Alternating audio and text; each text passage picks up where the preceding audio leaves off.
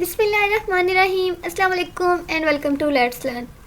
आज की वीडियो बहुत ज़्यादा इंपॉर्टेंट है, specially for those who are students of CS302। इस सब्जेक्ट ने स्टूडेंट्स को बहुत ज़्यादा तंग किया हुआ है। काफ़ी सारे स्टूडेंट्स ऐसे हैं जिन्हें बिल्कुल भी समझ नहीं आ रही है कि इस सब्जेक्ट को स्टार्ट कहाँ से करना है और ख़त्म कहाँ पे करना है, किस चीज़ पे हमने फोकस करना है, क्या चीज़ हम पहले करेंगे या कौन से हमारे मेन कॉन्सेप्ट्स हैं जो होने चाहिए इस सब्जेक्ट को अच्छे से करने के लिए। ये चीज़ें बहुत कंफ्यूज कर रही हैं स्टूडेंट्स को, तो आज की वीडियो स्पेशली उन स्टूडेंट्स के लिए है जिन्हें इसकी कख समझ नहीं आ रही है।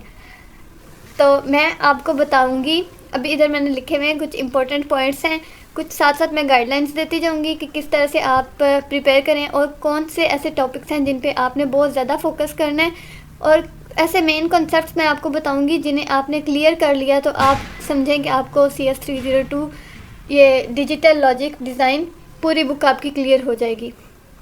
पूरी बुक गारंटी मैं दूंगी, लेकिन इस तरह से नहीं है कि सिर्फ आपने एक चैप्टर कर लिया या कुछ टॉपिक्स आपने कर लिए तो घोल के आपके दिमाग में आ जाएगा। ये ना बाद में मुझे कमेंट्स आ रहे हो कि जी आपने बोला था कि ये टॉपिक कर लें तो आपकी पूरी बुक क्लियर हो जाएगी। ऐसा कोई सीन नहीं है, लेकिन ये है कि उससे आपके लॉजिक्स क्लियर हो जाएंगे, आपके कॉन्सेप्ट्स बिल्ड हो जाएंगे, आपको सारी पूरा इसकी फंक्शनैलिटी आपको समझ आ जाएगी। बेसिकली मेरे कहने का मतलब ये है। तो चलिए स्टार्ट करते हैं। वीडियो को एंड तक देखें ताकि आपको सारे के सारे पॉइंट्स अच्छे से क्लियर हो जाएं, और उसके बाद अगर आपको मिड टर्म की प्रिपरेशन में इन सारे टॉपिक्स में से किसी में भी कोई भी कन्फ्यूजन हो, किसी भी तरह का आपका कोई भी क्वेश्चन हो, तो आप मुझसे फ्रीली पूछ सकते हैं। चलें अब मैं आपको टॉपिक्स दिखा देती हूँ। ये लेक्चर 1 के इम्पोर्टेंट टॉपिक्स हैं। ये सारे मैंने इस तरह से लेक्चर वाइज लिखे हुए हैं ताकि कोई कन्फ्यूजन हो आप लोग अपनी बुक पे मार्क कर लें यहाँ से देख के। लेक्चर 1 यहाँ पे अब आप लोग देख रहे होंगे कि ये तो मैंने सारे ही लिख दिए हैं, बस थोड़े थोड़े छोड़े हैं। तो इसका मतलब ये नहीं है कि इन सब को आपने रट्टे मारने बैठ जाना है, ठीक है। इस सब्जेक्ट को या कोई भी आपकी किसी भी सब्जेक्ट की आप प्रिपरेशन कर रहे हैं तो वीडियो का सिस्टम इस तरह का है कि आपने बहुत ज़्यादा डीप डाइव नहीं करना है, ठीक है। आपने सिर्फ और सिर्फ अपने कॉन्सेप्ट्स लेने हैं, आपने देखना है कि इस टॉपिक में बात क्या हो रही है, आपने अपनी लॉजिक क्लियर करनी है, बस यहाँ तक करना है। ये नहीं करना कि हर एक लाइन को, हर सिंगल वर्ड को आप रट्टा मार रहे हैं, ठीक है। सिर्फ और सिर्फ आपने अपना लॉजिक क्लियर करनी है, अपना कॉन्सेप्ट क्लियर करना है, फिर उसके अकॉर्डिंग आप अपना पेपर बहुत अच्छे से खुद सॉल्व कर सकते हैं और आपके इंशाल्लाह बहुत अच्छे मार्क्स आएंगे इस तरह से, ठीक है। लेक्चर 1 में जो इम्पोर्टेंट टॉपिक्स हैं, analog versus digital, binary number system, केवमैन number system, decimal number system, sequential logic and implementation. ये सारे टॉपिक्स ऐसे हैं जिन्हें आप 5-5 मिनट दे के ना आप इनके कॉन्सेप्ट क्लियर कर लें। अब आपको बस सिर्फ ये पता होना चाहिए कि एनालॉग क्या है, डिजिटल क्या है, ये एनालॉग वर्सेस डिजिटल, और इन दोनों में डिफरेंस क्या है, ये एनालॉग की रिप्रेजेंटेशन किस तरह से होती है, डिजिटल की रिप्रेजेंटेशन किस तरह से होती है। उसके बाद binary number systems zeros ones पे काम करते हैं। बस सिर्फ और सिर्फ आपने इतनी सी बात समझ ली ना, और फिर उसके बाद इनके आगे थोड़ी बहुत कैलकुलेशंस वगैरह होंगी, लेकिन बस सिर्फ ये है कि मेन कॉन्सेप्ट आपको पता होना चाहिए कि जो वर्ड यूज़ हो रहा है उस वर्ड का मतलब क्या है। केवमैन नंबर सिस्टम ये सिंबल्स यूज़ करता है, ये भी आप बस सिर्फ ये देख लें कि सिंबल्स यूज़ करता है, और ये देख लें कि सिंबल्स कौन कौन से यूज़ करता है, बस सिर्फ इतना सा काम करना है आपने। नेक्स्ट है डेसिमल नंबर सिस्टम। इसकी कोई किसी को एक्सप्लेनेशन की ज़रूरत नहीं है, ये तो सबको पता ही है, 0 to 9। Sequential logic and implementation, ये सारे के सारे लेक्चर 1 to 4, लेक्चर 1 to 4 आपके जितने भी टॉपिक्स हैं ये सिर्फ और सिर्फ आपने अपने कॉन्सेप्ट्स लेने हैं, इनमें से किसी चीज़ को रट्टा नहीं मारना है।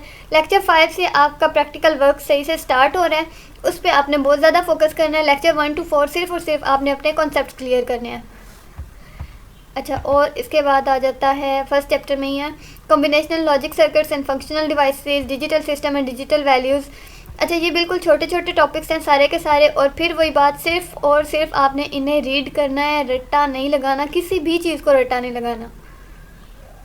उसके बाद सेकंड चैप्टर पे आ जाते हैं। सेकंड है binary to decimal conversion.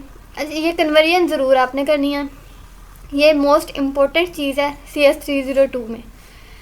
Conversion में आगे जाके बहुत ज़्यादा काम होगा कन्वर्जन पे, और एक और टॉपिक है इम्पोर्टेंट, वो मैं आपको अभी आगे जाके बताती हूँ। ये एक तो कन्वर्जन है, जो मैं कह रही थी ना, आपके कुछ पॉइंट्स मैं बताऊंगी कि जो आप कर लें तो आपकी पूरी बुक क्लियर होगी, वो उसमें एक ये कन्वर्जन्स को भी मार्क कर लें। नंबर सिस्टम की जो कन्वर्जन है ना, किसी में भी हो, binary to decimal, decimal to binary, binary to hexal, hexal to octal, octal to decimal, ये सारे के सारे बहुत ज़्यादा इजी कॉन्सेप्ट्स हैं, बहुत बेसिक हैं। लेकिन बुक में ना उन्होंने बहुत लंबे लंबे टेबल्स दिए हुए हैं और बहुत पता नहीं क्या क्या किया हुआ है। वो देख के आपने डरना नहीं है, घबराना नहीं है, आपने सिर्फ और सिर्फ वहाँ से सीख लेना है। अगर आपको यहाँ से समझ नहीं आती है, आप यूट्यूब से देखें। वीयू में तो यूट्यूब के लेक्चर्स बड़े ही हिट समझे जाते हैं, तो ज़रूरी नहीं है कि आप प्रॉपर CS 302 का लेक्चर ही लिख के सर्च करें। आप सिर्फ और सिर्फ किसी की भी वीडियो देख लें बाइनरी टू डेसिमल कन्वर्जन के लिए, ठीक है। तो बस सिर्फ और सिर्फ आपने अपने कॉन्सेप्ट लेने हैं, आपने बुक को रट्टा नहीं मारना है। बुक में इतने बड़े बड़े टेबल्स देख के डरना नहीं है। बस आपने देखना है कि इसकी फंक्शनैलिटी क्या है, ये काम किस तरह से करता है। ये कन्वर्जन्स आपने सारी की सारी बहुत अच्छे से करनी है और बिल्कुल भी टफ नहीं है। बिलीव मी, अगर आप थोड़ा सा भी टाइम इन्हें देंगे और रिलैक्स होकर करेंगे तो फ़ौरन से आ जाएंगी।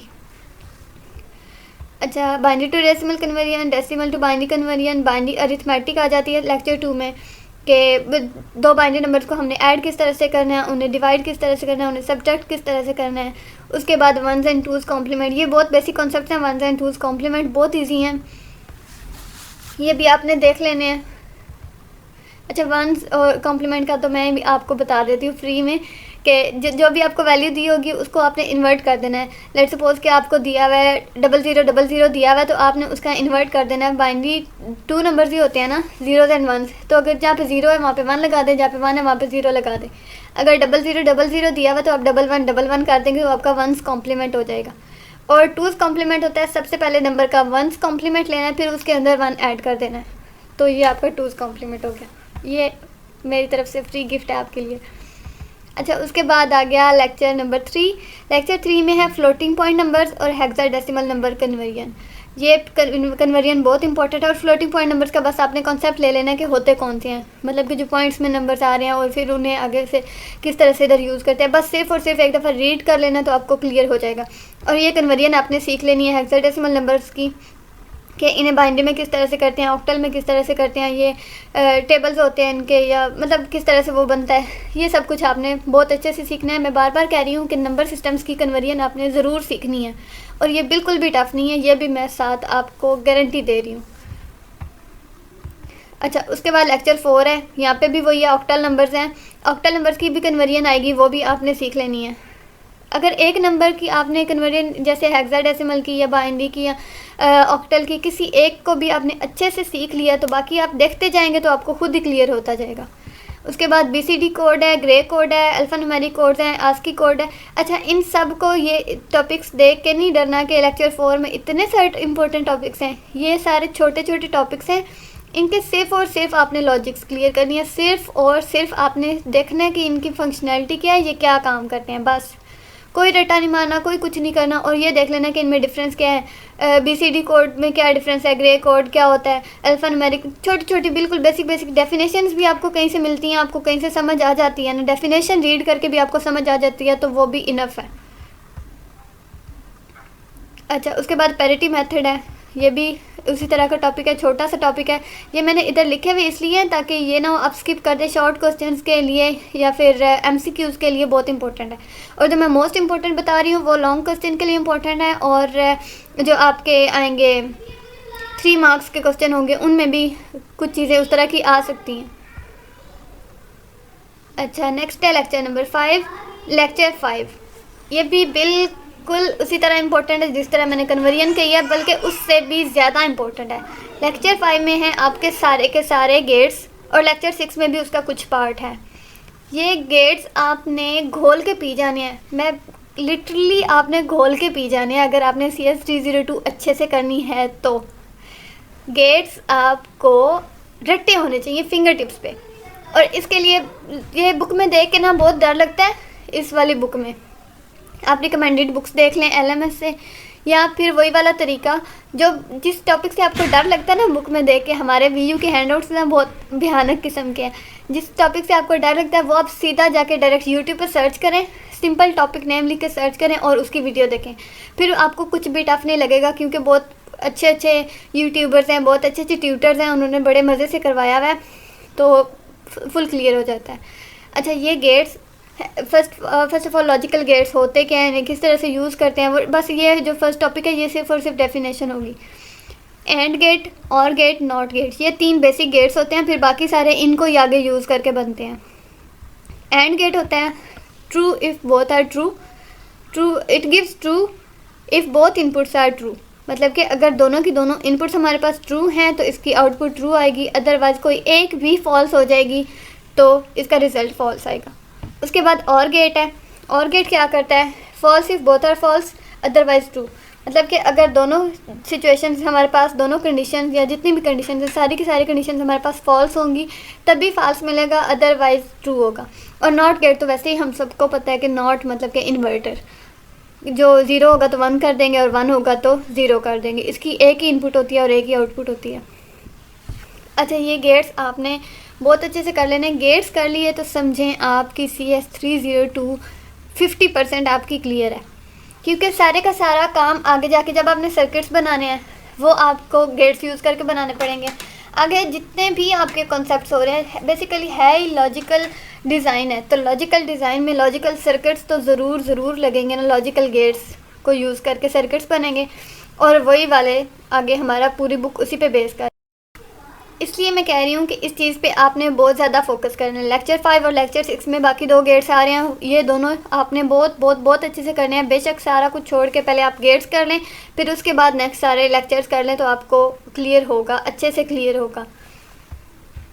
लेक्चर 6 में है exclusive OR gates and exclusive NOR gate, ये भी बहुत अच्छे से करना है। अच्छा, नेक्स्ट आ जाता है हमारे पास लेक्चर 7। लेक्चर 7 में digital circuits and operational characteristics.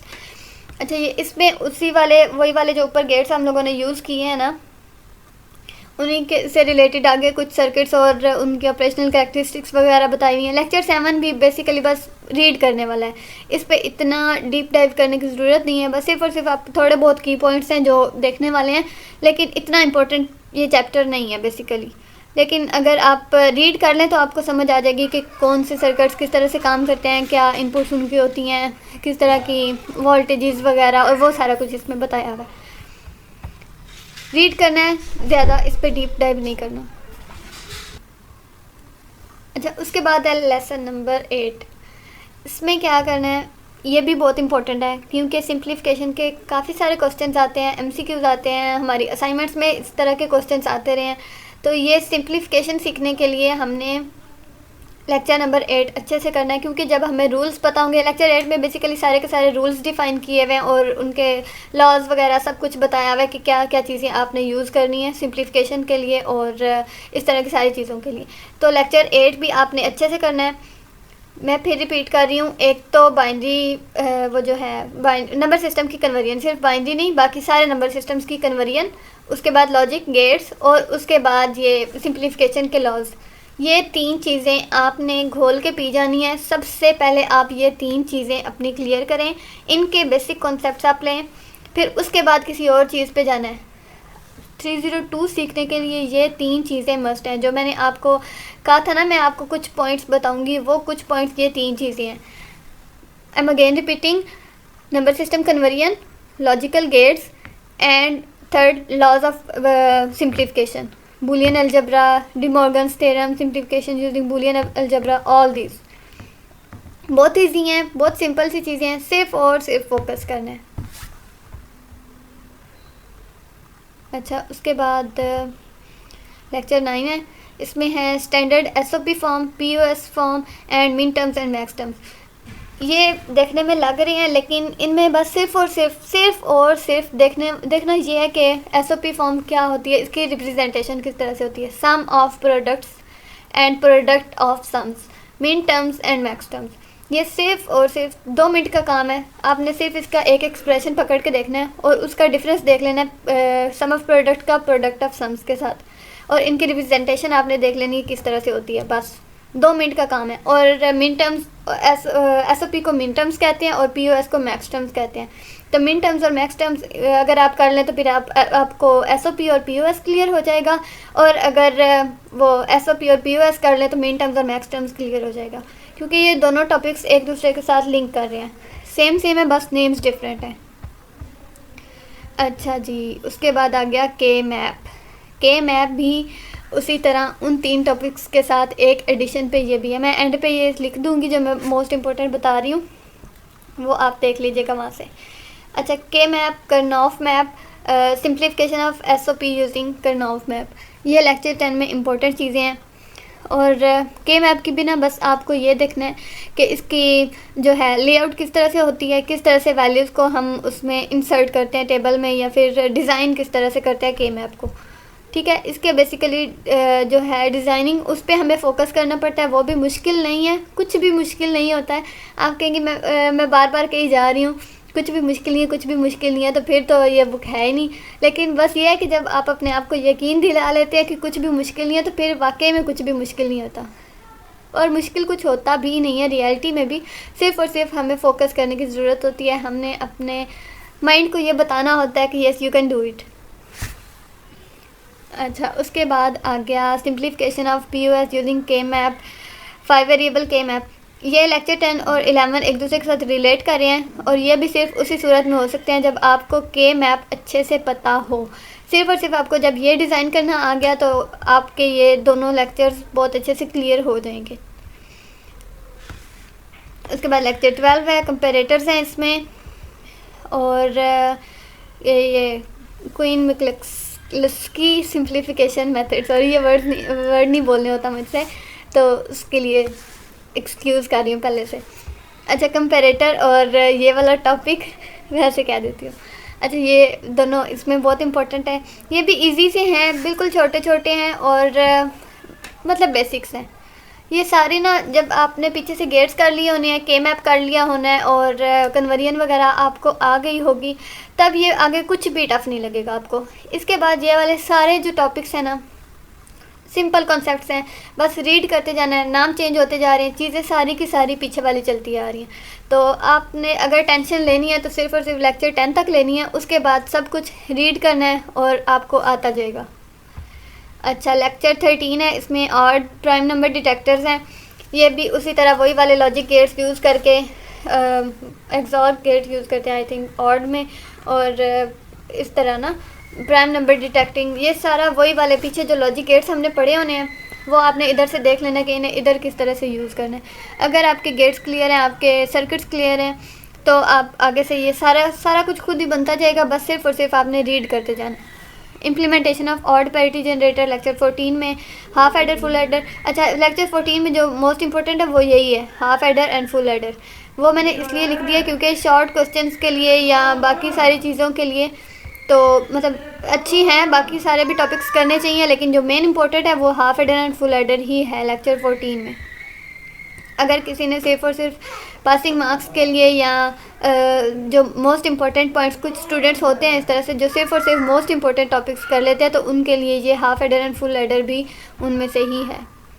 अच्छा, लेक्चर 15 में BCD एडर है। ये एक टॉपिक ही है जो बहुत अच्छे से आपका करने वाला है, बाकी बस थोड़ा बहुत ही है। अगर हो सके तो देख लें, छोड़ना वैसे भी कुछ नहीं चाहिए। एक दफ़ा आपके बुक में जो कुछ दिया हुआ है, कोई ना कोई तो उनकी फंक्शनैलिटी है तभी दिया हुआ है, लेकिन अगर आप बिज़ी हैं, आपके पास टाइम नहीं है, और काफ़ी सारे स्टूडेंट्स को इश्यूज़ होते हैं, तो वो बस सिर्फ और सिर्फ मेन चीज़ों पर फोकस करते हैं, तो उनके लिए ये लेक्चर 15 में सिर्फ और सिर्फ BCD एडर आप देख लें किस तरह से काम करता है। लेक्चर 16 है, 16 bit ALU, comparators, decoders, binary decoders, MSI decoders. ये सारे के सारे टॉपिक्स छोटे छोटे हैं, 2 मार्क्स 3 मार्क्स इस तरह के क्वेश्चन इनमें से आएंगे मेरे अकॉर्डिंग, अगर आए तो। वैसे पास पेपर्स में भी मोस्टली इनमें से शॉर्ट क्वेश्चन ही हैं, कोई लॉन्ग क्वेश्चन ऐसा मैंने देखा नहीं है। फिर भी अगर मैं गलत हूँ तो सॉरी उसके लिए, लेकिन मोस्टली मैंने नहीं देखा अभी तक। हो सकता है आ जाए, चेंज हो जाए कुछ, लेकिन फिर भी ये छोटे छोटे टॉपिक्स हैं बस, और मतलब कॉन्सेप्ट्स लेने वाले हैं। मैं फिर बता रही हूँ, लेक्चर 10 के बाद जितने भी टॉपिक्स हैं सिर्फ और सिर्फ कॉन्सेप्ट्स लेने वाले हैं, बहुत ईजी हैं। सिर्फ आपने इनकी वर्किंग देख लेनी है कि क्या चीज़ किस तरह से काम करती है। Next one is lecture 17, BCD to 7 segment decoder, BCD to decimal decoder, encoder, binary encoder, priority encoder, decimal to BCD encoder, multiplexer। अच्छा, इसमें मल्टीप्लेक्सर इंपॉर्टेंट है, ठीक है। लेक्चर 17 में मल्टीप्लेक्सर इंपॉर्टेंट है, और ये सारे छोटे छोटे टॉपिक्स हैं, ये भी रीड ज़रूर करें क्योंकि इनमें से MCQs ढेर आते हैं। ये जो मैं आपको बता रही हूँ ना कि ये बस रीड करने वाले हैं, तो ये जो रीड करने वाले होते हैं इनमें से MCQs बहुत ज़्यादा आते हैं। क्योंकि बाकी जो सॉल्व करने वाले या जो लॉजिकल क्वेश्चंस होते हैं उनमें से तो वो लॉन्ग क्वेश्चन मोस्टली दे देते हैं, या फिर शॉर्ट क्वेश्चंस भी आ जाए तो आ जाते हैं, लेकिन जो एमसीक्यूज़ होते हैं वो इसी तरह के टॉपिक्स में से आते हैं जो हम थोड़े लो समझ के जिन्हें हम बैक कर देते हैं ना, छोड़ देते हैं, उनमें से एमसीक्यूज़ बहुत आते हैं। और अभी जो रिसेंट क्विज़ हुआ है CS 302 का, उसमें इन सारे टॉपिक्स में से बहुत ज़्यादा एमसीक्यूज़ थे, तो इसलिए इन्हें रीड ज़रूर करना है। लेक्चर 18 इसमें भी वही 17 के एंड का जो लास्ट टॉपिक था वही आगे जाके चल रहा है, टाइप्स ऑफ मल्टीप्लेक्सर्स। ठीक है, तो ये भी आपने ज़रूर करने हैं, मल्टीप्लेक्सर सारे बहुत अच्छे से करने हैं। उसके बाद है लेक्चर 19, इसमें डी मल्टीप्लेक्सर है, application of D multiplexer, programmable, read only memory, PLA, PAL, GAL, ये सारी चीज़ें, ये भी सिर्फ और सिर्फ फंक्शनैलिटी देखनी है। डी मल्टीप्लेक्सर पे थोड़ा सा फोकस कर लीजिएगा कि क्योंकि ये भी मतलब इम्पोर्टेंट चीज़ है डी मल्टीप्लेक्सर। और बाकी सारे जो हैं वो बस सिर्फ और सिर्फ रीड करके इनके फंक्शनैलिटी और ये देखना कि इनमें डिफरेंस क्या है, थोड़ा थोड़ा इनमें डिफरेंस है सब में, और वो आपने अच्छे से क्लियर कर लेना, की पॉइंट्स अपने याद रखने हैं। उसके बाद लेक्चर 20, इसमें और भी टॉपिक्स हैं रीड करने के लिए हैं, लेकिन जो इम्पोर्टेंट है वो ट्राई स्टेट बफर्स ही है। उसके बाद लेक्चर 21 है, वो है ABEL, और इसमें भी लेक्चर 21 में बस यही एक इम्पोर्टेंट मोस्ट इम्पोर्टेंट जो चीज़ है ना वो एक यही है। और उसके बाद लेक्चर 22 है, उसमें है NAND gate based SR latch और NOR gate based SR latch. ये दोनों चीज़ें इंपॉर्टेंट हैं वाकई में, ये आपने कर लेनी है, मैं मजाक नहीं कर रही, ये सारी बातें सच हैं। तो ये थी हमारी मिड टर्म प्रिपरेशन के लिए गाइडलाइंस और सारे इंपॉर्टेंट टॉपिक्स। होप सो आपको समझ आई होगी, और कोई भी क्वेश्चन हो, मैं पहले भी कह चुकी हूँ, आप मुझसे पूछ सकते हैं। Thank you so much for watching. ख्याल रखिए अपना, अपने से ज़्यादा दूसरों का। Many best wishes to all of you for your exams. Allah पाक सबको अच्छे अच्छे मार्क्स दे, मेरे लिए भी दुआ करिएगा। अल्लाह हाफिज़।